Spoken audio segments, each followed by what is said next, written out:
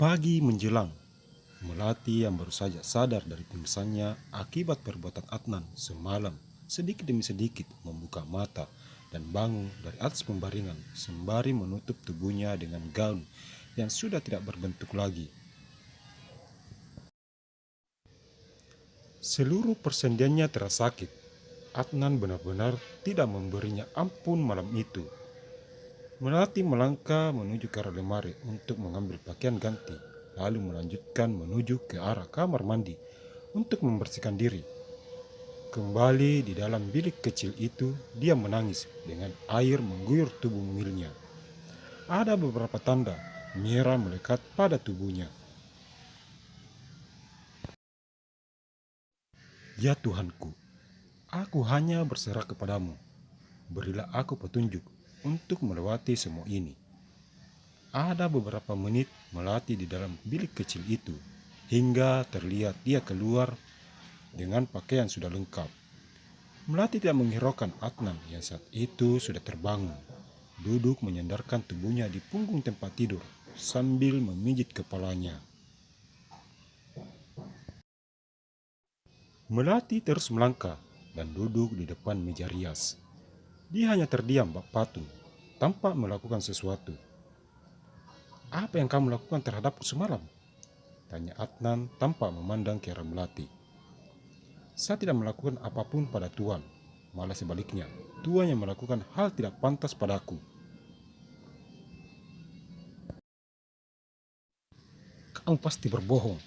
Mana mungkin aku mau menyentuhmu, kalau bukan kamu yang merayuku." "Terserah apa kata Tuan, yang jelasnya itulah yang terjadi semalam. Aku kira kamu adalah perempuan yang lugu, ternyata aku salah. Kamu rupanya sudah berpengalaman di atas tempat tidur. Katakan padaku, apa tujuan kamu datang ke keluarga kami?" "Aku juga tidak berharap masuk dalam keluarga ini jika bukan Nenek Thalia yang menyuruhku. Pandai sekali berkilah. Ingat, sampai kapanpun, aku dan keluargaku tidak akan pernah tertarik apalagi mengakui kalau kamu adalah bagian dari keluarga kami. Camkan itu baik-baik." Adnan mengambil pakaiannya dalam lemari dan masuk ke dalam kamar kecil. Sementara itu, di depan kamar Nenek Thalia, tampak seorang pelayan datang sambil mendorong meja kecil berisi semangkuk bubur dan segelas air mineral. Sebelum pelayan itu masuk, dia terlebih dulu mengetuk pintu. Karena tidak ada jawaban dari sang empunya kamar, sang pelayan memberanikan diri memutar kenop pintu dan melihat Nenek Thalia masih berbaring di atas pembaringan dengan selimut membungkus setengah dari tubuhnya. Sang pelayan segera masuk dan mendekatinya. "Nyonya besar, ini sudah siang. Ada baiknya Nyonya bangun dan sarapan." Masih seperti tadi, Nenek Thalia masih terdiam tanpa bergerak sedikit pun, hingga membuat sang pelayan sedikit heran. Tidak biasanya beliau bangun sesiang ini. Apa beliau sedang sakit?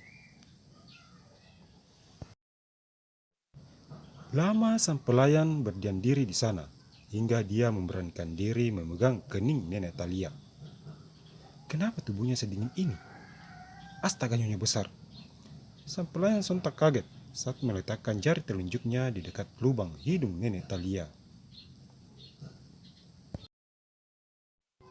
Sang pelayan itu segera berlari ke arah pintu, lalu berteriak sekencang mungkin hingga suaranya bergema di dalam mansion. "Pelayan, cepat kemari!" Para penghuni mansion yang mendengar teriakan sang pelayan tersebut segera datang berbondong-bondong menuju ke arah kamar Nenek Thalia. "Apa yang terjadi, Susi? Kenapa kamu teriak seperti tadi?" Maafkan saya, Pak Tony. Nyonya besar sudah meninggal." "Kamu jangan bercanda. Semalam beliau masih terlihat bugar." Tony berlari masuk ke dalam kamar tanpa mendengarkan jawaban Susi selanjutnya. Tony segera memeriksa denyut nadi Nenek Thalia, tetapi sayang, benar kata Susi, kalau beliau sudah meninggal.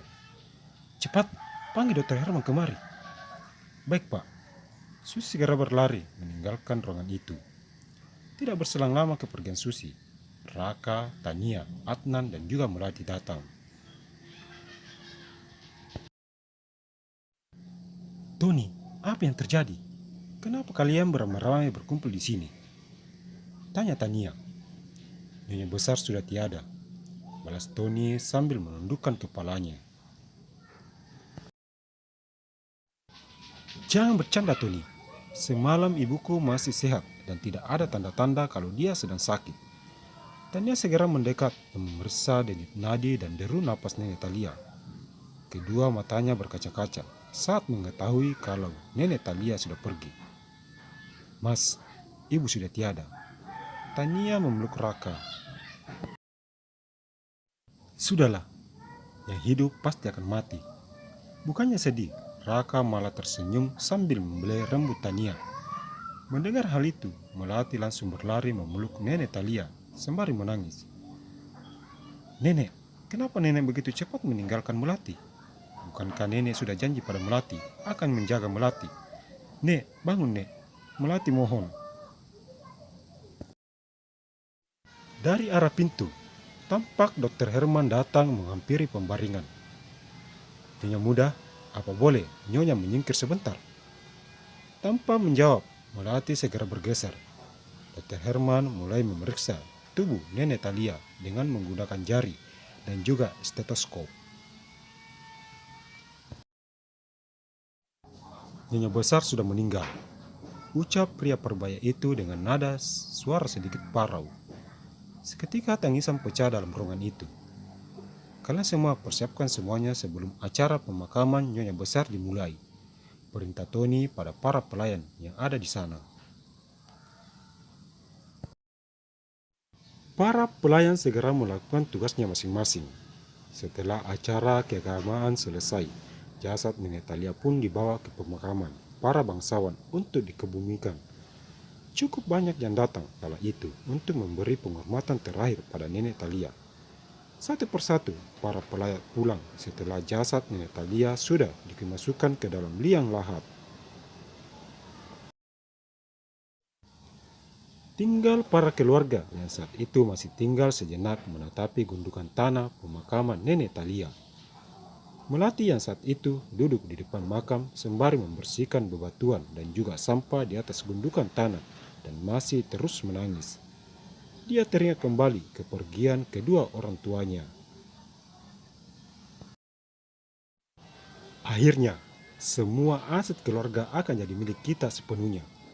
Tidak ada lagi yang bisa bermacam-macam dengan kita, bisik Raka pada Tania. Betul kata Mas, sekarang harta kekayaan ibu akan jadi milikku. Mas dan Adnan akan memimpin Talia Group tanpa ada lagi penghalang. Betul katamu sayang, berikutnya kita akan singkirkan gadis itu secepatnya. Biarkan dia tinggal untuk sementara waktu. Setelah hari ke-7, baru kita suruh dia pergi dari mansion agar orang-orang tidak berpikiran yang bukan-bukan atas keluarga kita. Ide bagus. Kalau begitu, ayo kita pergi dan tinggalkan saja dia di sini. Raka, Tania, Adnan, dan juga Sonya segera pergi.